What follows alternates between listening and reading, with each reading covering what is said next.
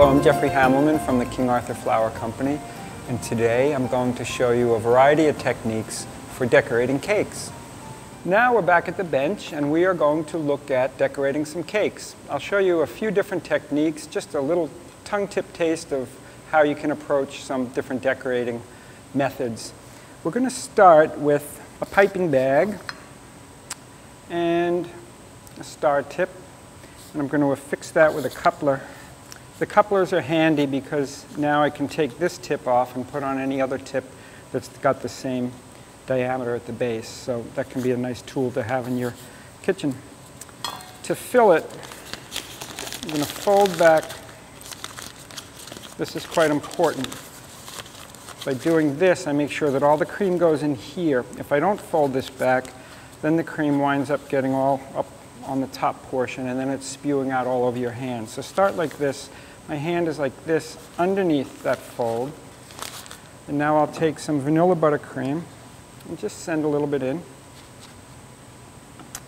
A little bit more. So now, as you see, I've got 3 or 4 inches of nice clean bag. I'll unfold it, and then I'm going to take and force all the cream lower into the bag. This isn't an absolute requirement, but you will find that if you don't do something like this, there's a chance that you'll have air pockets and you'll be in the middle of piping something and you'll get this big kind of blowout. So it's a good idea to either do it with a tool like I just did, or even just take your fingers and run it down so that the cream is as tight as you can get it in the bag. As a rule, you want to twist it enough so that it's almost coming out of the bag on its own, just from the pressure of twisting the bag. So here's a variety of simple shapes that you can pipe on cakes. What I like to say is that even when I'm making a simple rosette on a simple product, in a way it's training for wedding cakes, because I'm constantly trying to have the most accurate hand-to-eye coordination that I can. So if I have a rosette that's 1/2 inch in diameter and I need to make 2 dozen of them, ideally they're all going to be virtually interchangeable. Even on our simple products, the more we practice consistency and cleanliness, then the better off we are, because it's going to give us the opportunity to make more elaborate things skillfully. We're going to decorate a vanilla chiffon cake that has been filled and enrobed with raspberry buttercream. I've taken a good quality raspberry puree and folded it into our Italian meringue buttercream, and it's got a nice soft pink color to it. You'll see that I've combed the side, but I haven't put any base border on this side. We're going to do that with buttercream. And I've got in the bag some vanilla buttercream, so essentially it's white. The other thing that I have, which happens to all of us, probably more frequently than we'd like, is that I've got a blip right here. So I'm going to try to strategically cover the blip so that I'll know it's there, but the people who eat it don't. One thing I want to point out, because this is also quite important, is the way that you use the bag. It isn't simply the pressure and the speed that you're drawing the bag, it's also how you hold it. I don't want to hold the bag like this. I certainly don't want to hold the bag like this. If I did, I'd melt the cream. Okay, this is all butter. We don't use any shortening in the King Arthur Bakery. And the butter, of course, is going to melt at a temperature lower than my hand temperature. So my top hand is kind of the work hand. I keep the bag well twisted at all times. And my bottom hand is simply a guide. So I'll have 1 or 2 fingers on the bottom. That's all I require. Don't go like this, again, because you'll ruin your cream. Now I'm going to decorate this border with a simple but pretty effective pattern. I'll just make a series of small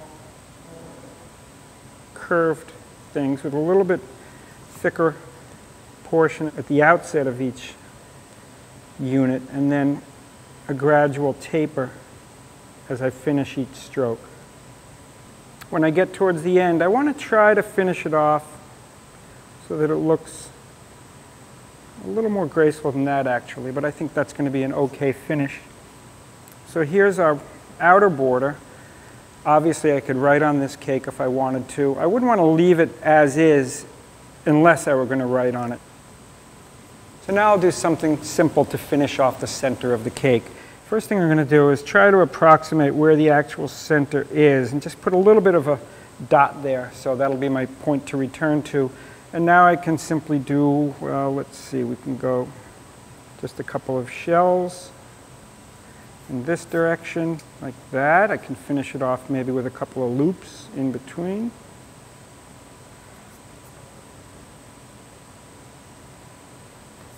And then to finish it, I'll want to put a rosette right in the center. So here's the top of the cake, and now I'm going to put a little base border to have the cake fully completed. And I'm going to do that with a round tip. So I'll use this size tip, and here's a good example of why the coupler comes in handy. I don't need a new piping bag for this. Now I can simply take one tip out, put in the next one, and I'm ready to go. I might not have enough cream to get all the way around, so I think rather than run out, put a little more in the bag now. So again, I fold it back so 3 or 4 inches are exposed. Refold the bag. And once again, use something to draw all the cream down. And now just for good measure, to try to make sure that the new portion adheres to the old portion, I'll just kind of vigorously squeeze some cream out, and hopefully that merged the 2 creams inside the bag. And now I'll start the piping. So I'm going to squeeze and release, squeeze and release.